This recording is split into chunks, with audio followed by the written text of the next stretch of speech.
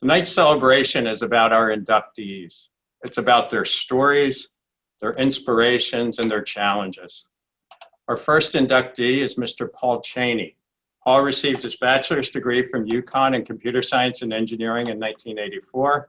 Mr. Cheney, may I ask that you come on stage? Sure. Thank you, Mike. Before we start, I just want to say I appreciate what Noreen and Kate have done over the last several months putting this together, kind of in this pandemic. And normally a live event has turned into this virtual event, and they've done a really good job keeping us. I know it's hard to corral engineers and get them all to follow the same process, so I really appreciate that. So thank you. Like Mike said, I'm Paul Cheney. I live in Windsor, Connecticut with my wife Nancy and our two cats. I have two grown children, Hannah, who lives with her husband Brad in North Carolina, and my son Alex actually lives in Mansfield, Connecticut, so way up close to the school. I work at Collins Aerospace in Windsor, Connecticut, and when I started in 1985, it was Hamilton Standard. In 1999, we became Hamilton Sunstrand when we merged with Sunstrand, and then we merged with Goodrich in 2012. I'm starting to lose track of these dates, and we became UTC Aerospace Systems. And just in 2018, we merged with Rockwell Collins, and now we are Collins Aerospace. So we've gone from a company that's started as kind of a supplier of components to systems, and it's really been a kind of an exciting change to experience over a career. It's interesting to say I've worked at the same company for 35 years, and really it's 4 different names, and it's still the same company, but it is a lot different than when I started. I'm the program director of Pratt & Whitney programs for the geared turbofan, which is the new efficient engine that Pratt & Whitney has put together for 15 to 20% emissions reduction, which has been great, and it's sold really well. The A320 Neo, A220. I am responsible for 4 of those engines, the components that go on them. We work obviously very closely with Pratt & Whitney down the street in East Hartford. My business is, I'm responsible for about $50 million worth of engineering work as well as production sales. So I'm a New England guy. I was born in Boston area. My parents are both from New England, and we moved to Connecticut in 1970. So I've been in Connecticut for a while. I lived in Simsbury growing up. When I was in the high school, I realized I was pretty decent at math, and I actually was pretty good at writing, which is, I tell you, it's actually helped me a little bit along the way in my career. But I discovered the computer lab at work at school in my junior year, and it's interesting. It was like a little closet, and it had a teletype computer, which you typed and it responded. And, it looks crazy when you think about it now. And one CRT, and that was driven by at this time a state-of-the-art PDP-11 with tape drives and 2 refrigerator-sized drum memory set. It was, and you had to boot it with a bunch of switches. But I got to learn machine code. I got to learn to code so a little bit of hardware, a little bit of software. So when I decided to choose a career, I said, engineering and computer science seemed like the right thing. I looked at University of Hartford. My dad went to Northeastern. I looked at his alma mater, Bentley College, and Uconn. Uconn actually fit my mold. They looked at what was offered, and there's a lot of computer science. There's a software, a hardware, electrical engineering, of course, and broad base of information to start with and build up from an engineering standpoint. So I started in 1980 at the Hartford branch, which of course is moved to downtown Hartford. At the time, it was in West Hartford and had the nickname of Husky High. The nice thing about that is I lived at home, and for 2 years I was able to pretty much pay for my tuition, and I realized that's probably not realistic these days, but at the time it was. And then I branchferred up to the main campus and for my junior and senior year. And I tell you, it was interesting going from a place that had 2 little, a computer and a terminal that was connected to the mainframe in stores, and we had an IBM card reader. My first PL1 PLC software course was using cards, which if you dropped your cards, your program was all out of sorts, and that was an adventure, and it was a pleasure to put it on a CRT eventually after that. Although I will say, because there's only 2 terminals, and there was a class of 35 people, we spent a lot of time going back and forth to the main campus late at night when back at the time, the Mass Science Building had all of the terminals hooked up to the mainframe, and we spent a lot of time overnight there. And boy, I remember when they introduced fax machines. That was great, the printout. So that was right at the end of my tenure there. But so I graduated in '84. I looked at several technology companies. I picked Hamilton Standard at the time. I was offered an opportunity to be a reliability engineer or a project engineer in electronics, and I picked the project engineer because it sounded a little more interesting and diverse. And so for about 15 years, I did electronics project engineering. So I dealt with our fuel controls, electronic fuel controls that are basically like you have in your car, and they drive all the software, hardware involved. I got involved in EMI testing, lightning testing, circuit design, software design, manufacturing. And so that allowed me to get a little background. And in 1992, I managed to get my MBA. And so that helped me a little bit, my business acumen. So after that, once you merged with Sunstrand, we started evolving into bigger systems. And so instead of an electronic box, it was an electronic box and fuel control and some other things that involved connection to other parts of the engine. So it's grown to actuators.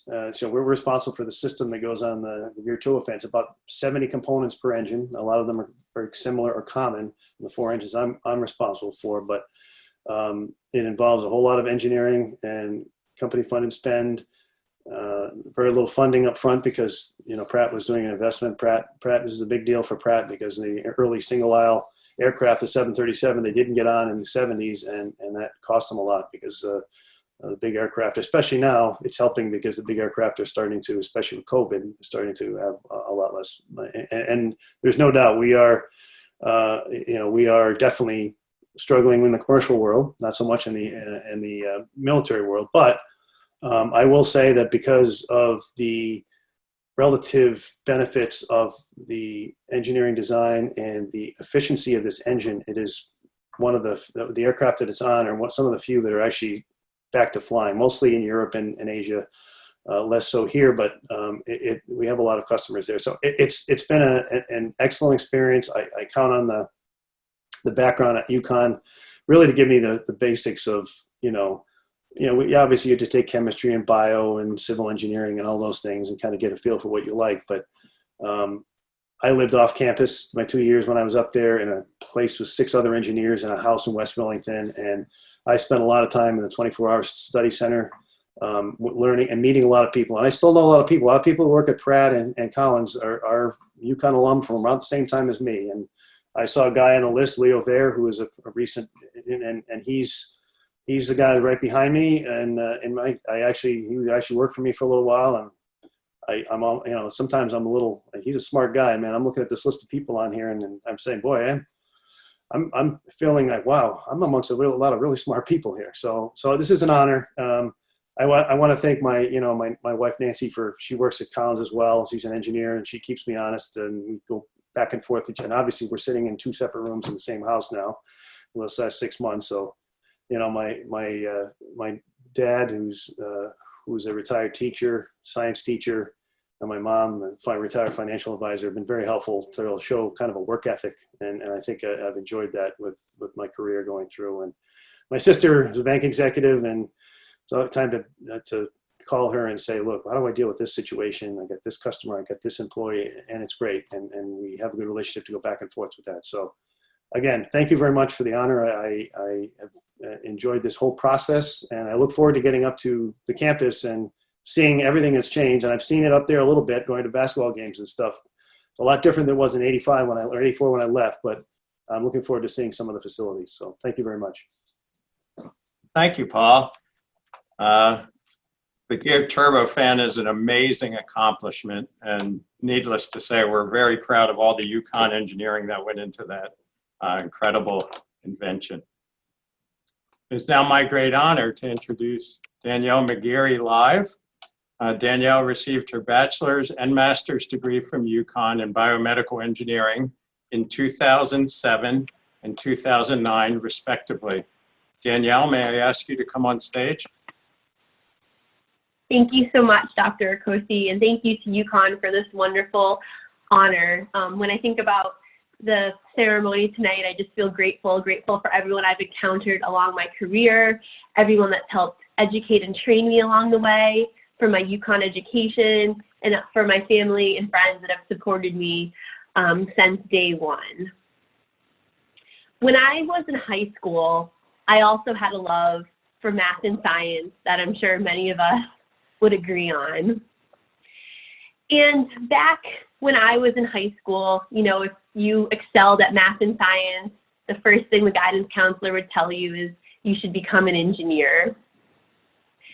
I grew up in a family of nurses, and specifically my mom was an ER nurse, so I always had a strong interest in healthcare, but I didn't want hands-on patient care. So as I was going through my high school journey, I decided that I would apply to be a biomedical engineer, which at that time in 2003, it was a fairly new major, and many colleges didn't even offer the major. Uconn was one of the few colleges in New England at the time that actually offered this major. So as I was applying to colleges, where I grew up, my high school actually ended up being on academic probation.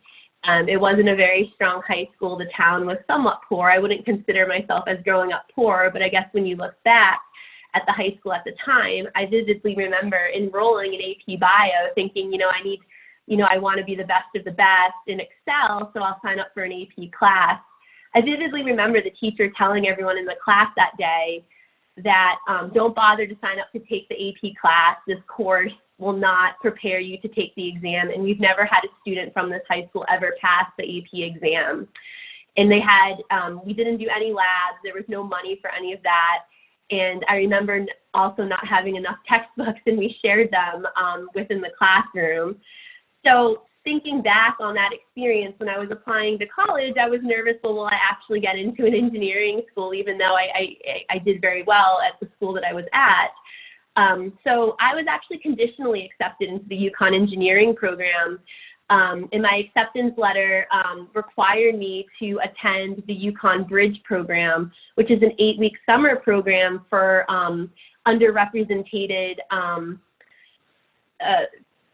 races and minorities and in the engineering field. So after graduating high school, where most people spend their last summer at home, I packed my bags and moved into Uconn for 8 weeks and did the program where they, had us do chemistry, C++ programming, some calculus. And I was really glad that Uconn recognized that, because it was a rude awakening as to how unprepared I probably was to be an engineering major at the time. I passed the program, started at Uconn. I guess the rest is history. I did graduate in 2007 and again in 2009 with my master's degree. And as I was working my way up, and I do want to sincerely thank Kevin McLaughlin and Dr. Marty Wood for their engineering diversity program, the Bridge program, and for continually checking in with me throughout my my whole experience at Uconn, and also to Dr. Enderly, who has since passed away, but he was just such a huge mentor, a great professor, had such a passion for biomedical engineering and clinical engineering. And I had the opportunity to work in his eye lab when I was an undergrad. When I was getting ready to graduate, like most engineering majors, I wasn't really sure what I wanted to do. I'm an extreme extrovert. I love being around people. I love talking. And the thought of sitting in a lab or being in a research and development, I didn't know if that was for me. And during my junior year at Uconn, I went to a biomedical engineering society meeting, and a man named Frank Painter came on and talked about the master's degree program in clinical engineering that Uconn offered. And when I heard that I could work on the front lines of healthcare every day alongside doctors and nurses, in it all with the technology, I just knew that was what I wanted to do. There was no turning back. So I applied. And for people who aren't familiar with that program, part of it, while you're working on your master's degree, you have to work 20 hours a week as a clinical engineer in the hospital, and that's where you do your graduate assistantship and you do your thesis. So I I applied and I got my graduate assistantship at Hartford Hospital, as you heard, or what you could hear of my keynote speech. And I sincerely want to thank Hartford Hospital, Amato DeRosa, Ray Manoff, who are the directors there, and Ray himself was my graduate thesis advisor, was part of my committee, and just that whole staff. The HTM field, 60% of the field is comprised of Caucasian men over the age of 50, and I was the only female in that shop for the 7 years that I worked there. And I have to say that everyone was so welcoming. The training that I received, everyone was happy to have me tag along, be able to scrub into cases, see the equipment in action, do project management, help design new care units with the equipment. And it was just a really amazing experience. And I'm forever grateful for all of the seasoned technicians for imparting their knowledge on me, taking the time to train me. And I'm just forever grateful to Uconn for my undergrad, my graduate degree, and in Hartford Hospital for really training me, because I would not be here if it was not for them, and I would never forget where I came from. And finally, I'm currently the vice president at an association called AAMI, and I just want to thank the whole staff there for their continued support of me, trusting me in this role to promote the profession and elevate the field, and their support has just been tremendous. And last but not least, I do want to thank my family, my parents, for instilling a sense of hard work, dedication, and empathy in me early on. And finally, my husband, and I do have a 1-year-old daughter, for just supporting me from the day he met me with my career, being equal partners in a marriage. And, I often have to travel, and while I miss my family very much while I'm gone, I never have a doubt that my husband has it all under control at home. So I am just so grateful, and I want to thank you, Dr. Corsi and Noreen, for just setting this up. As engineers, we often have to pivot quickly, and you're able to put this together even though we couldn't be together in person. So again, thank you all. Thank you for having me, and thank you for this honor. Thank you, Danielle. On behalf of everyone, I want to express our gratitude to our heroic healthcare workers during this difficult pandemic. I'm also pleased to know that the Bridge program is alive and well, hosting about 100 students every summer. Of course, the challenges this year, but the program is doing exceptionally well. Our next Academy inductee is Mr. Michael Douglas. Michael received his bachelor's degree in electrical engineering from Uconn in 1979. Mr. Douglas, may I ask you to come on stage? Thank you, Dr. Corsi. Hi, I'm Mike Douglas, class of 1979. And it's certainly exciting to be here and a real humbling honor to be recognized by Uconn as a distinguished engineer. Uconn trained me as an engineer and sent me out into the world, and now you're kind of saying, well done, you've had a successful career, made a positive impact, and you brought honor to your university. So, wow, that's really something special. So thank you very much for that. So, everyone always talks about engineering and says that engineering is about problem solving. That's certainly true. And that's what Uconn taught, is how to solve complicated problems. So obviously the technology I learned in the late 70s is archaic now. And we're talking about, punch cards and things like that, they were just coming out with microprocessor concepts at the time, and, we've gone way beyond that. So, but having learned how to solve problems and how to expand my area of expertise is how I ended up on a program now where we're developing micromirrors. We're building devices with 8 million micromirrors on a device about the size of your thumbnail. It's used in projectors and TVs and movie theaters, automobiles, medical equipment, 3D printers, and lots of other projects, or lots of other products. I joined as a reliability engineer. That was the way I started. And I started a life test back in 1975 just to see or 1995, just to see how long these mirrors would last. And they're still on test. This is coming up on their silver anniversary, 25 years this coming December. And they're still working. We haven't had any broken mirrors yet. But this is something that's just really exciting and challenging, and something that's helped make my career, and I'm certainly proud to be a part of it. So, why did I get involved with engineering in the first place? Well, if there's any question about nature versus nurture, I think I can answer that question. My grandfather was a double E. My father was a double E. I'm a double E. My son is a double E. So that's 4 generations of double E. My wife is an industrial engineer. My daughter tried her hardest not to get involved with engineering, so she went through the business program at Texas A&M, and she's now a business technology consultant, writing and testing code and things like that. So she couldn't escape. I've got cousins that are engineers. It's just in our genes. There's no way to get around it. But gosh, it's been fun over the last 40 plus years of, just watching technology and helping to develop technology. So one funny story about, I almost didn't get a start at Texas Instruments. I went to the Career Center to interview, but they had already filled up the positions. There wasn't any positions left with Texas Instruments. As I was leaving, there was a young lady at the door, and she says, "Oh, just leave a resume with me, and I'll get it to them." I thought, yeah, okay, well, there's a 10-cent resume I'm never going to see again.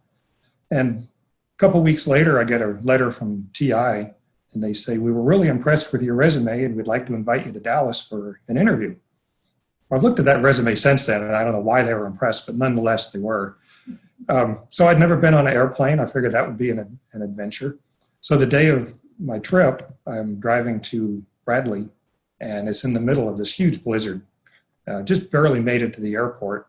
The plane took off, and it was the last plane to take off before they shut down Bradley.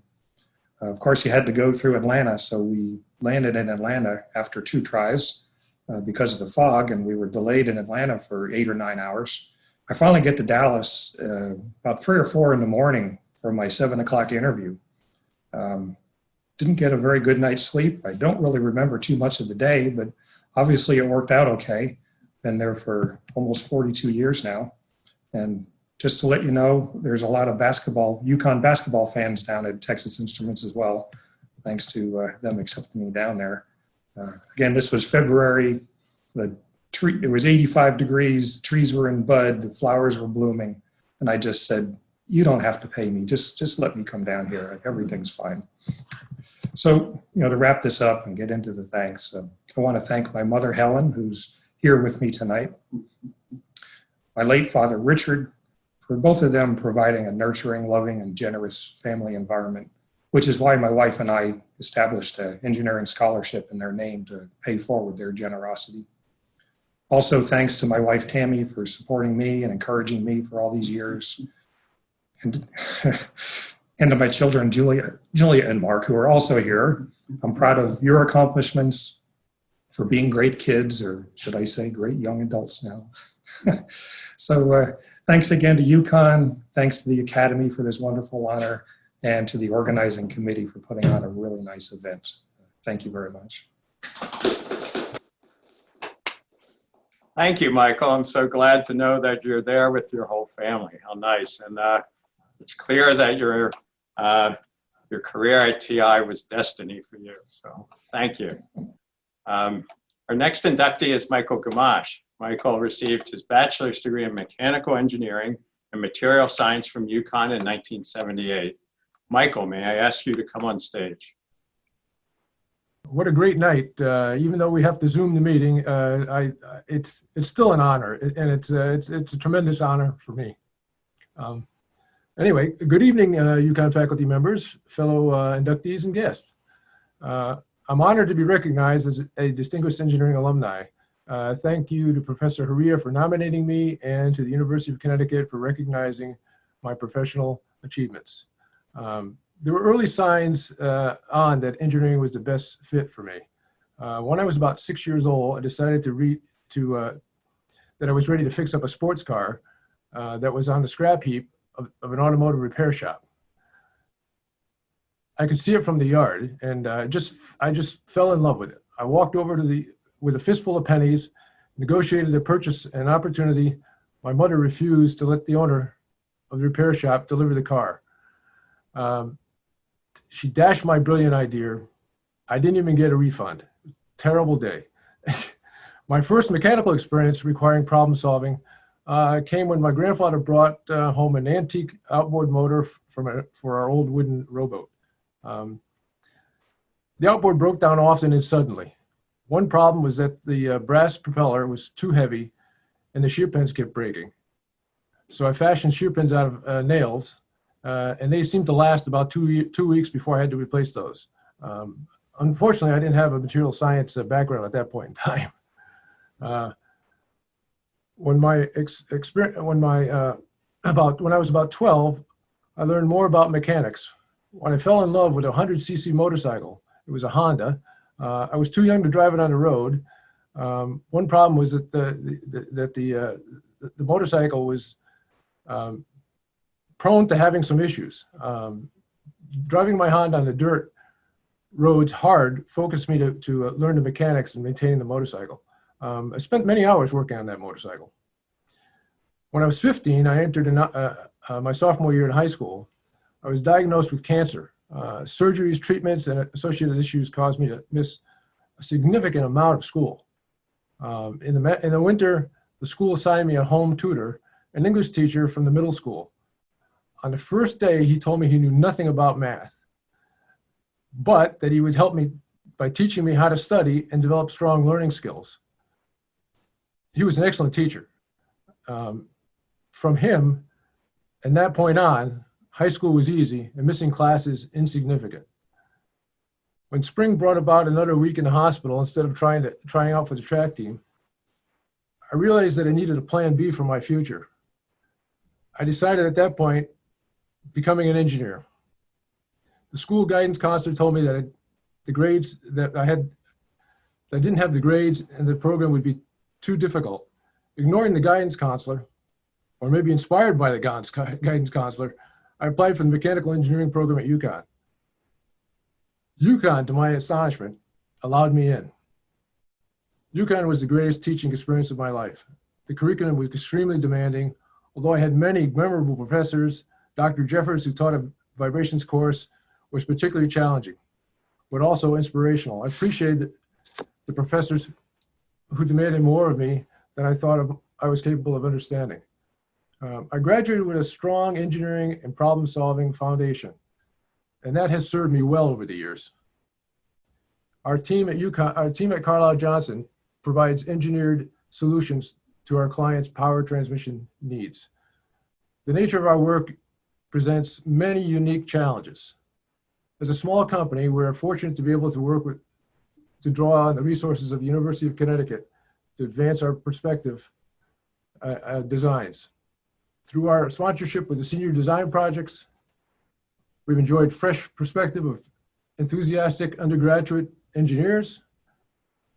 Government-supported small business innovative research have allowed us to call on talents of distinguished engineering faculty and graduate students to resolve specific design and project challenges.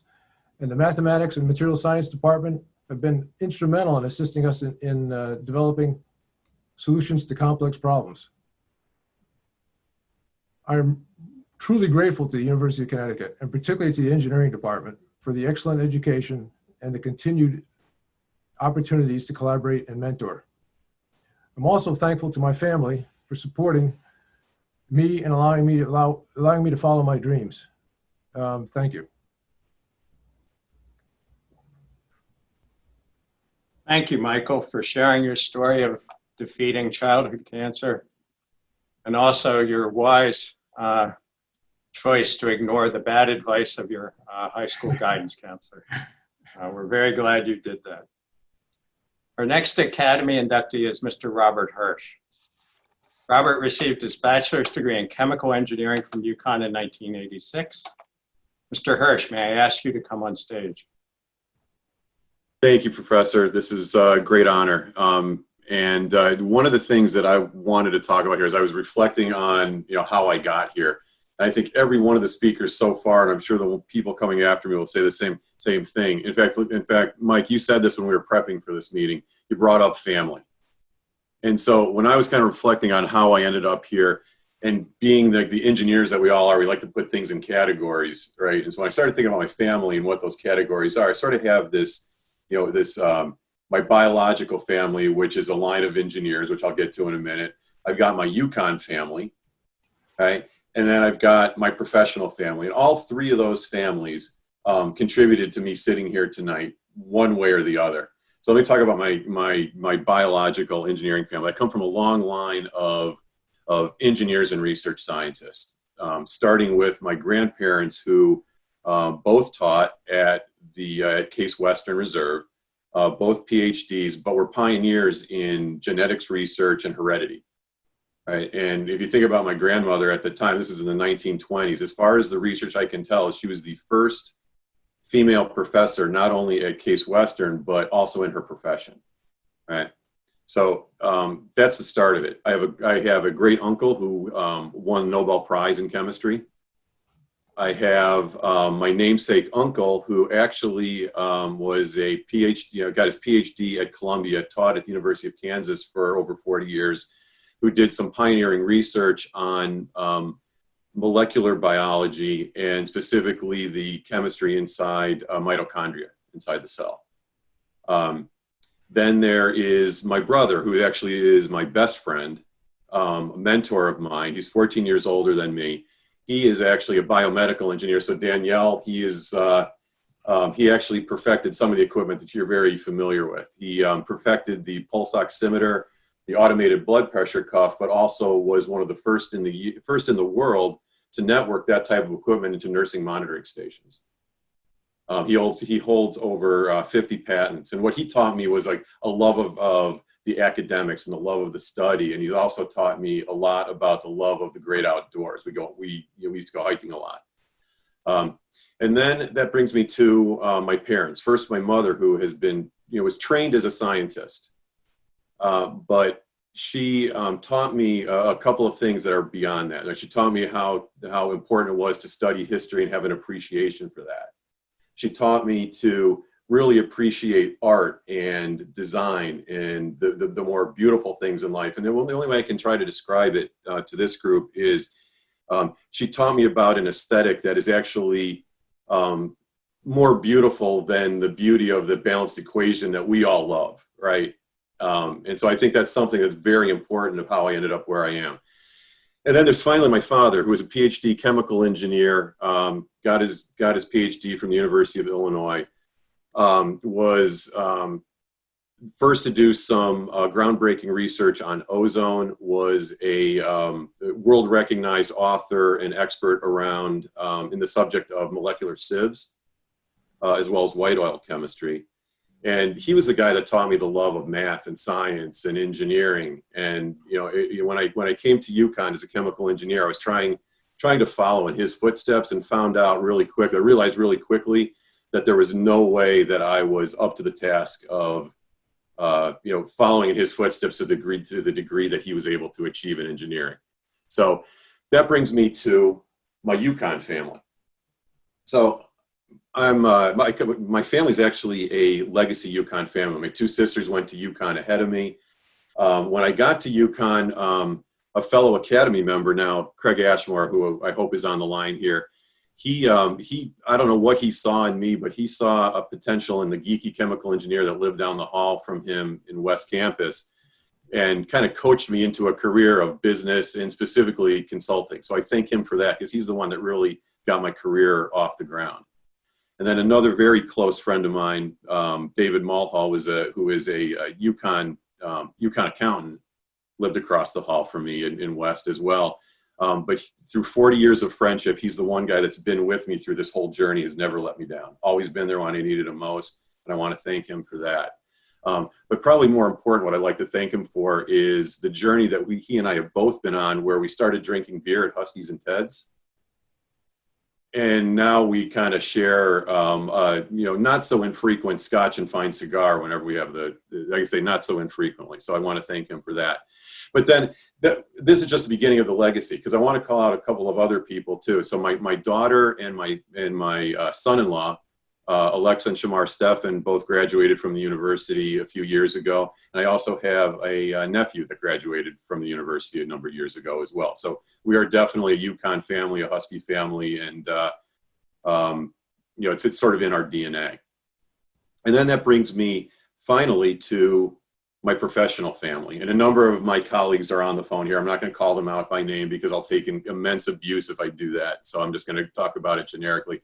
But if you look at my career through my time at Arthur Andersen and at Deloitte and my partnership at Grant Thornton right now, there have been a number of colleagues, and the ones that are on the phone are the most special to me, that have presented opportunities in my career, helped me achieve success in those opportunities. When I took risks, they had my back. And I want to thank them for that. But through all that hard work, I also like to think we also laughed really hard along the journey as well as we achieved that success in our business endeavors. Which brings me to my final comment. If I think about I told myself I wasn't going to do this, so I'm not going to do it. So if I think about the one person that kind of brings all this together, it's my beautiful wife, Denise. And with her by my side through all of this, through her support, her unbelievable intellectual capability, her emotional intelligence, her ability to tell me the truth when I didn't want to hear it, is why I'm sitting here today. And so when I look at this is as much hers as it is mine, and that recognition is really important. So I just like to thank the university, the engineering department, and the academy for this honor. I'm truly humbled, but I'm also just deeply appreciative for the recognition and just very thankful. Thanks, Doctor. Thank you, Robert, for sharing your story. I sincerely hope that all those family members that you mentioned are watching tonight to see this honor that we're bestowing with you and the other inductees. And I also hope that we get the opportunity to raise a beer at Ted's with everybody on the screen tonight. Our next inductee is Dr. Robert Lafreniere. Dr. Lafreniere received his master's degree in mechanical engineering and his doctoral degree in applied mechanics from Uconn in 1988 and 1994, respectively. Dr. Lafreniere, may I ask you to come on stage? Thank you, Mike. And thank you, folks. We were asked to talk a little bit about our journey. And I'd like to take that opportunity to thank the folks who really made my career possible. It started when I was looking to go to a college. My dad, who's in mechanical engineering graduate, gave me a Northeastern shirt. That was the end of the discussion. So being a good son, I started off as a chemistry major, wanting to be an orthodontist. It seemed like a really good plan until I took organic chemistry. After organic chemistry, mechanical engineering looked really good. Thanks, Dad. You were right. After I graduated, I thought I was going to tour around the country, let folks pay for me to see the world. I had signed up for an open house at the Naval Underwater Sound Lab in New London, Connecticut. It was an open house in Hartford on a weekend. I really was going to just blow off the thing. I was kind of tired. And my mother persuaded me to go to the open house.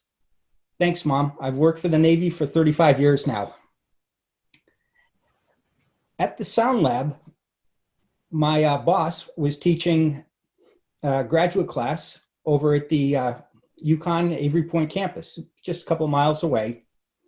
And he strongly suggested that I take his class. Well, when your boss suggests you take his class, you take his class. And that was my start in graduate studies at University of Connecticut. The Navy had a really good program. It was long-term training. They'd pay you full salary to go to school for the year. And they even gave you gas money to drive up to school.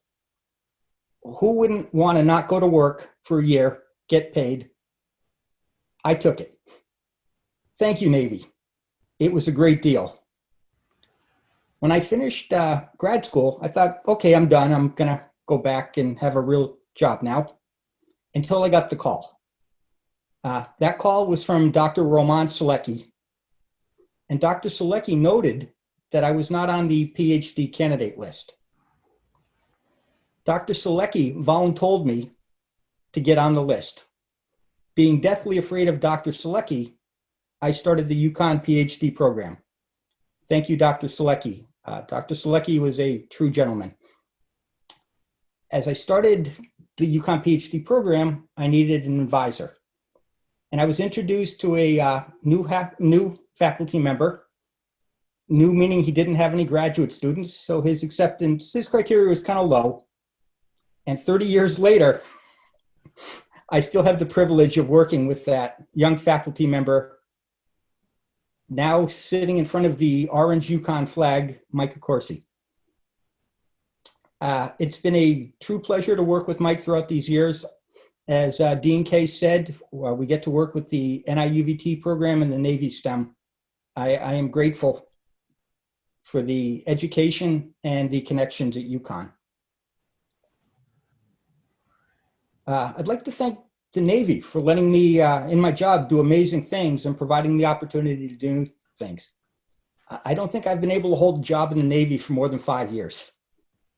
I've been designing mechanical systems, electrical systems, optical systems, RF systems, submarine tactics, and lately I've worked with universities trying to vector their research into naval needs. Thanks, Navy. It's really been a great job. One of the assignments I had was my wife and I got to spend a year in Washington, D.C. It was interesting that in that year we got to experience heat, humidity, traffic, lots of people, and incredibly small housing. My brother lives in Washington, D.C., and that's a standard day for him. So I'd like to thank my brother for helping my wife and I become acclimated to Washington and letting us know how lucky we are to actually live in Connecticut. And last, I'd like to thank the Uconn Academy of Distinguished Engineers for this honor. I truly do not believe I deserve to be with this group of people, but you are definitely not getting this medal back. And lastly, especially, I'd like to thank my wife, Patty. Any success that I've had from college through today is really attributed to her understanding and incredible amount of patience. So I'd like to thank the folks. I'd like to thank the Uconn family. I'd like to thank my wife and my colleagues. It's truly been a privilege.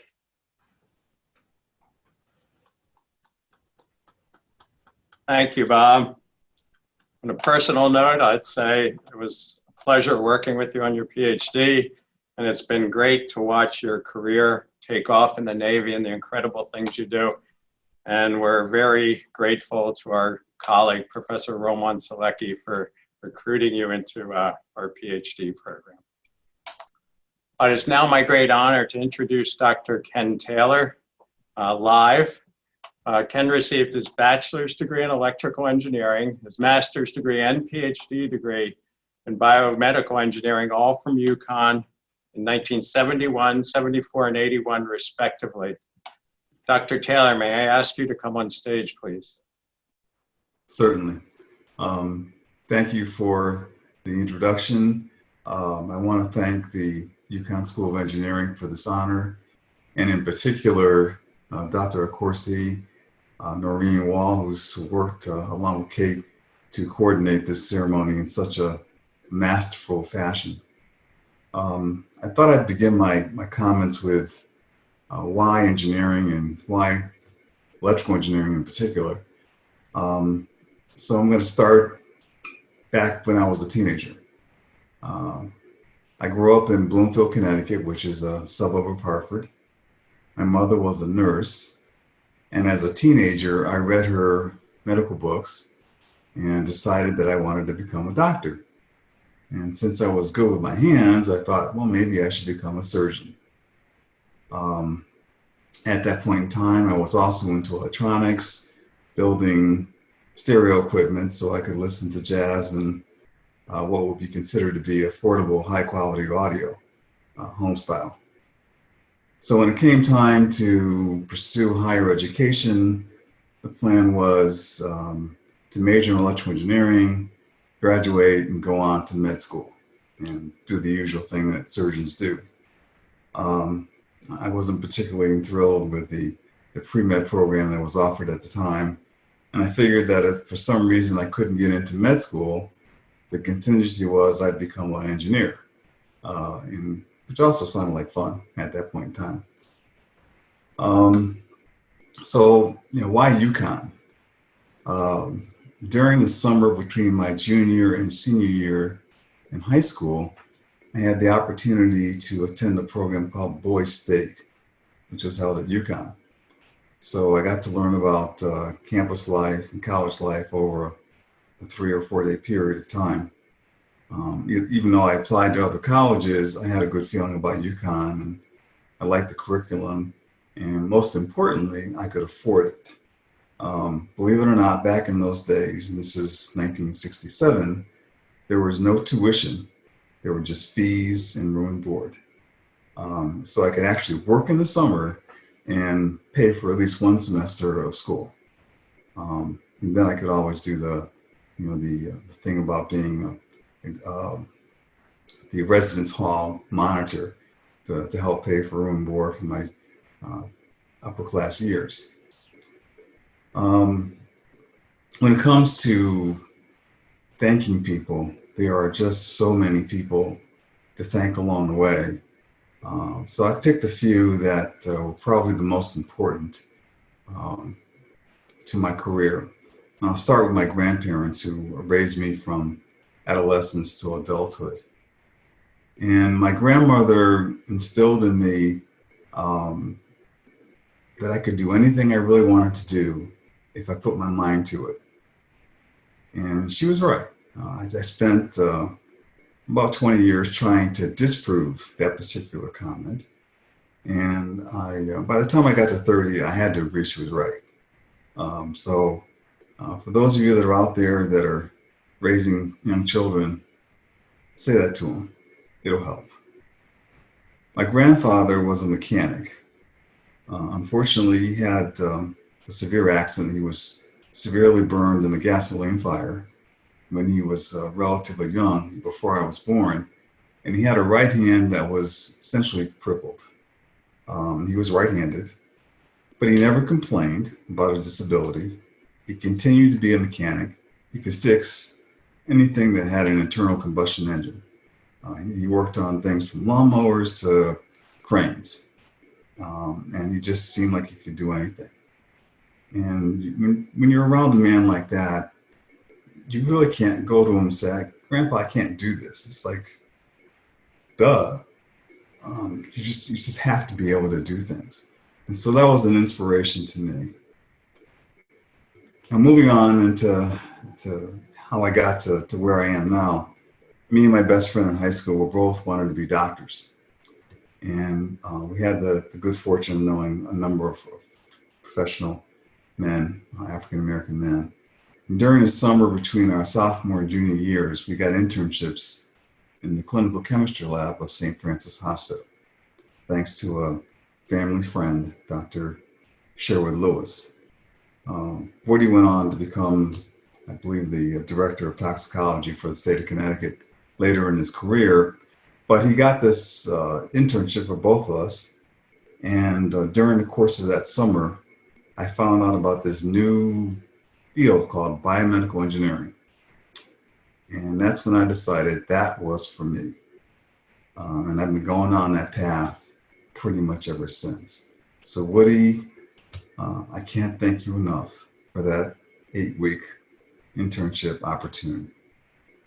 I ended up spending 10 years at St. Francis Hospital, serving as a clinical engineer, perfusionist, manager of the surgical research lab. And of interest at Danielle, I became certified as a clinical engineer, with my first certification coming through Amy. And I've maintained my clinical engineering certification throughout the various incarnations of the certification commission. And you probably know more about that than I do. But I'm still certified. I probably will give it up at this point because I really am moving from semi-retirement to full retirement over the next year.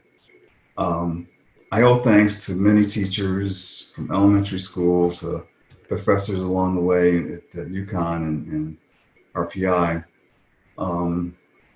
But probably most notable is during the course of my career, I've worked alongside engineers from some of the best schools in the world.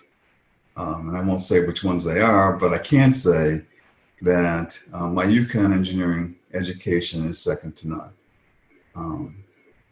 For those of you that have children that are thinking about sending them to engineering school, please consider Uconn is the first stop.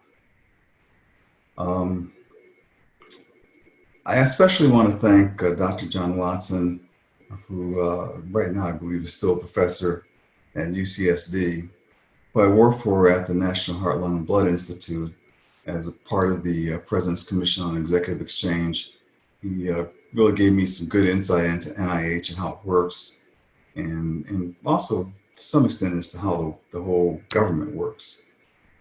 And I also want to thank Dr. John Chiavelli, who I work for at Valley Lab, for believing in me and hiring me as the VP of R&D back in those days. I'm indebted to my family, especially my son, who gave up being with his dad many days and many nights so I could pursue my career and my graduate degree and so forth.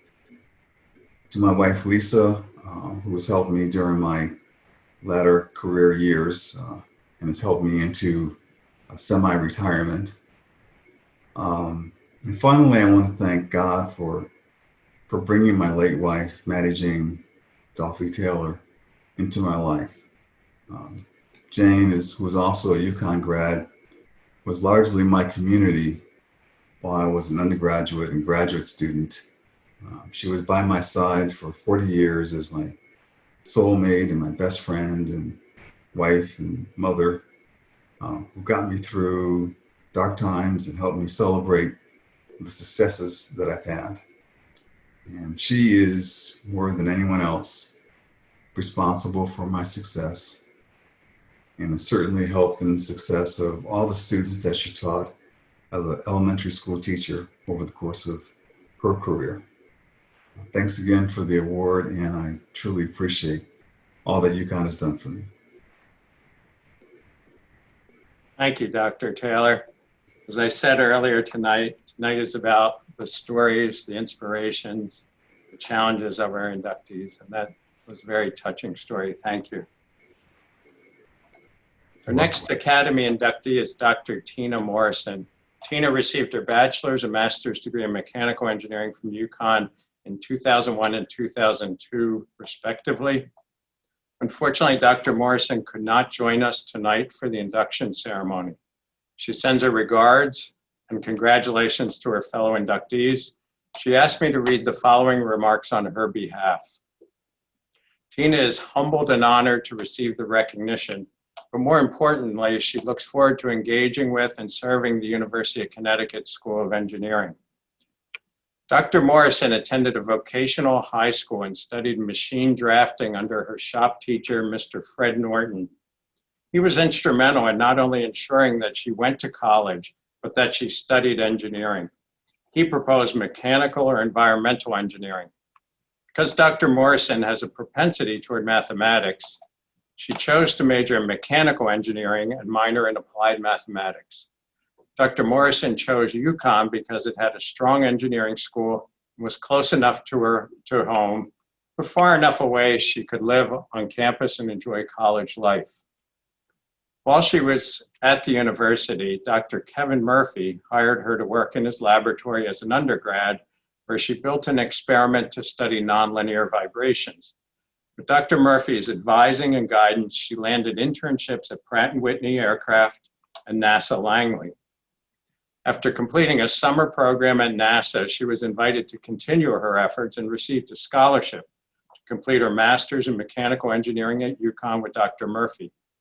Because of the work that she completed with Dr. Murphy as her master's advisor, she went on to pursue her PhD at Cornell with Richard Rand, whose textbook she used while studying nonlinear vibrations at Uconn. Dr. Morrison is grateful for Dr. Murphy for helping her see she had more tools in her toolbox than she understood at the time. I love that line. And he encouraged her to continue her education while she learned about those tools. She has carried that message with her through the last 15 years of her career, where she transitioned to the biomedical field in the last 5 years, where she used her leadership skills to help transform regulatory science at the FDA. Additionally, she has continued to volunteer and support the American Society of Mechanical Engineers, where she just completed 2 terms as chair of the Verification and Validation Committee for Computational Modeling. Was at Uconn, where she was chair of the local chapter in 2000. She's tremendously grateful for the love and support of her husband, Bahram Parvinian, and her daughter, Roya. So we miss Tina tonight, but I thank her for giving us the statement that she had more tools in her toolbox than she understood at the time. And that says so much for the inspiration of so many people that we honor tonight. Our next Academy inductee is Mr. Eric Reed. Eric received his bachelor's and master's degree at Uconn in electrical engineering in 1991 and 1995, respectively. Mr. Reed, may I ask you to come on stage? Thank you very much. Like many of my fellow inductees, my journey to engineering started when I was a kid. When I was young, I liked to take things apart. Unfortunately, I was not always good about putting them back together. That's something that one of the many things that improved as I got older. I knew by the time I was a freshman in high school, I wanted to be an electrical engineer, no matter how long it took. And Uconn for me was an easy choice for 3 reasons. First and most importantly, it was local. And I was very interested in a young woman that I went to high school with, and she was in Connecticut, and I wanted to stay in Connecticut. Second was it was affordable. And I had to pay my own way through college, and so it being affordable was very important to me. And then the third part was it had a very good reputation, and I knew that graduating would mean, with a degree from Uconn would mean I'd have a good shot at getting a job when I graduated. Fortunately for me, all 3 of those things worked out. I married that young woman. She's my wife. We've been married for 27 years, Debbie. And like many of my inductees have said, she is the driving force behind the success that I've had. Without her and the things that she does, I couldn't do the things that I do. And so I'm very grateful for her. My memories of Uconn academically are kind of a tale of 2 cities.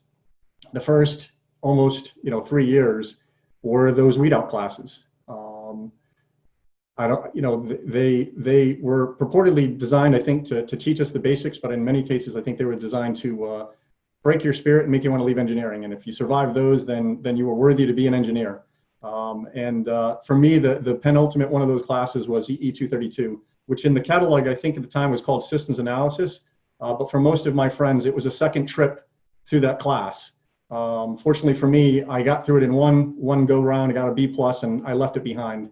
And then it was on to good classes. The other city was the neat classes, EE 215, which was digital integrated circuits, modern electronic devices, things like that, things that were in my major that I was actually interested in and that I would be using when I graduated. Outside of academic life, I had a great time as an undergrad. I was a lifer in the jungle, which to the kids today, probably they don't know what the jungle is. It's North Campus, but when I was there, it was the jungle. And it lived up to its reputation. And that's where I got the second half of my undergraduate education. The education you don't get in the classroom, you get in the dorm room with a bunch of guys that we do a lot of stupid things or did a lot of stupid things and are fortunate to still probably be alive. During my undergrad, there were 2 professors that had a huge impact on me. The first was Dr. Eric Donker, who I met as an incoming freshman, and we became quick friends, and we spent a lot of time together, especially because we worshiped at the same place. And then Dr. Anwar. Upon graduation, I started at GE in the Redison Engineering program, and right away started working on my master's at Uconn. Master's work for me was completely different than undergraduate work. In many ways, it was more intense and focused, and it just had a different feel to it. And I learned a great deal during that time, not just academically, but also about myself and about what I wanted to do and why I wanted to do it. It was also at this time I got more involved with Dr. Anwar, and it was he that would later reach out to me and ask me to be part of the advisory board for the ECE department. And that's something I still do to this day, and I look forward to every year.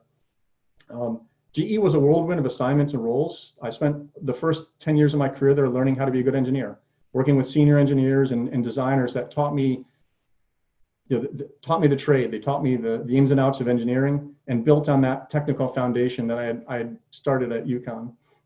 I got to do the things I dreamt about as a kid. Developing analog and digital circuits and mixed signal circuits and real world problems solved with embedded controllers and things like that. Somewhere along the way, I kind of drifted and I got into the systems and software side of things and eventually found myself on the IT side of the house, no longer working in product development. But this led to several roles that allowed me to lead bigger and bigger teams, and all the while relying on those things that you kind of taught me during my undergraduate and graduate years. Critical thinking, problem solving, and a systems approach. Those were things that I don't think I fully appreciated when I was going through it. It was more about getting through the class, passing the course, getting on to the next class. But those are things now that as my career has taken twists and turns and things like that, it's helped me to be successful and to do a good job at whatever I was being tasked with. After almost 25 years at GE, I left to join Cigna. And where today, I'm now the executive sponsor for our recruiting at Uconn. So I get to stay with Uconn, and I really appreciate that. I tell my colleagues and friends all the time about the stories about Uconn, what we studied, the silly things we did, the crazy classes and all that stuff. And it's a huge part of my life even today. My wife and I have 3 children. My daughter followed in her father's footsteps. She is also an electrical engineer working at Pratt & Whitney. My oldest son is now a PhD student at the University of Notre Dame studying immunology. And then my youngest son is at Uconn, although remotely, studying finance. So it's been a great journey for us. I'm thankful and grateful for all my time at Uconn, both as an undergrad and as a grad student. I'm grateful for the education, the experiences, and the friends I met along the way and the lessons I learned.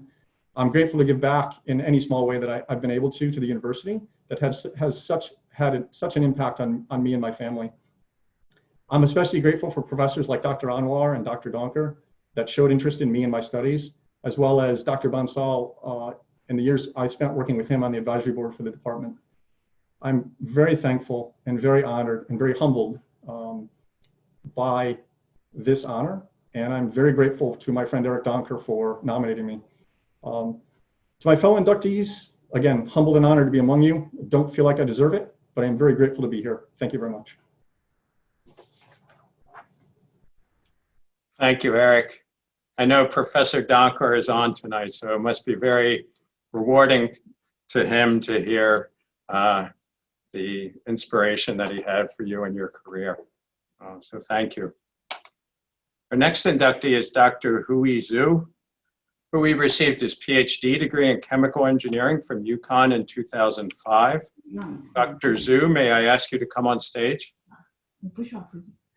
Yes, thank you. Good evening, everyone. First, I want to thank you for staying very late, but I'm the last speaker, so we are going to be ending very soon. Thank you very much. I'm very honored to have been selected as a member of Uconn Academy of Distinguished Engineers. I would like to take this opportunity to thank all of Uconn faculty, staff, and friends who have taught me and helped me. I would not have achieved many meaningful milestones in my career without your tremendous support. My special thanks to Uconn School of Engineering, particularly to Dr. Carironin, Dr. Corsi, for hosting this very special ceremony, even during the COVID pandemic. I also really appreciate Noreen and Kati's hard work for putting together, organizing this event. Uconn actually is the place of many of my beautiful memories. Both my wife and I graduated from Uconn School of Engineering. Actually, my wife Mandy graduated from Materials Engineering program with master's degree. We actually defined our thesis. We discussed that, defined thesis on the same day. We also participated in the commencement together as well. And very soon after our graduation, my son, you saw him a moment ago, Daniel, was born. There have been many memorable places at Uconn. The CT Global Fuel Cell Center, where I conduct most of my PhD work. The UTEB that hosts numerous inspiring seminars. The South Campus Dining Hall, I really like it, served very mouth-watering foods to recharge myself after one day hard work. And the Gamache Pavilion, where we cheer for our Huskies. Uconn is the place where I met many great people. Dr. Jim Fenton was my PhD advisor. Now he is the director of Florida Solar Center, and some of them might know him. He opened the doorway to fuel cell and other electrochemical technologies for me. One thing I want to point out here that he always encouraged me to attend many conferences, but he has a very tight budget. To save money, Dr. Fenton and I share a hotel room, but I pay the price. The price is that I had to listen to his very loud snoring at night. The other person I want to talk is Dr. Joe Helboni. At that time, he was the chair of Cheney. Now he is the provost of Dartmouth College. He is such a great gentleman whom I was lucky to have met. Dr. Helboni addressed many challenges, particularly for international students like me. The office of Cheney, including the head, Rajan, and secretary, Susan, always made me feel at home when I called and I visited. In fact, Susan was able to recognize my name and face even after 14 years. Uconn is a place where I laid a strong foundation for my career. So far, I have been at Gina for almost 10 years. I have benefited tremendously from the rigorous and productive study at Uconn. At Gina, where I'm working for, we are committed to developing technologies for renewable hydrogen production and for carbon dioxide utilization, to provide clean energy for our society and to reduce global emissions. Driven by the same mission, I have had opportunity to collaborate with many School of Engineering professors. I believe some of them are sitting here: Razanka, Uger, Prahaka, and Yasla. Actually, some of them nominated for this honor. I really appreciate nomination. I have continuously gained support and momentum from School of Engineering, even after my graduation. I'm also excited about news regarding School of Engineering. Any news regarding the School of Engineering, regarding Uconn, such as the new buildings, grant awards, and the steadily rising national reputation. Passion and perseverance, innovation and integrity. That's what I've learned from Uconn. Thank you, Uconn, for nurturing me in the soil of quality education. Thank you, School of Engineering, for providing me tremendously power and aspiration. I hope our Uconn family stays safe during this challenging time. I wish you all the best for the future. Lastly, I want to thank my family. As I mentioned earlier that my wife, Mandy, graduated from Uconn 2005 with mass engineering. We have been together for almost 20 years. I really appreciate her tremendous support. Now, because of Uconn, she has also become a very well-established composite materials engineering. Now let's talk to my son. Actually, my son now he's 8th grade. And when I asked him, what are you going to do in the future? He said that he want to be a lawyer, he want to become a writer, not an engineer. Not engineer. I hope after that I can make some possible impact on him. He will become, maybe thinking about become engineer as a career. But when I did homework for him, that he asked me the question, Daddy, is this metal is gold or copper?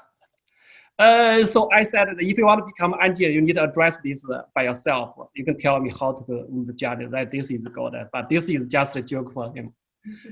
Yeah. So now I want to thank my family, parents in China. I want to thank my colleagues, also my best friends. They actually are online with me. They thank you for staying very late. Thank you all for your tremendous support. Have a good evening, everybody. Yeah. Thank you. Thank you, Dr. Zhu. It looks like you and I have some work to do to convince Daniel to become an engineer. So we have a little time, but we have to work on this.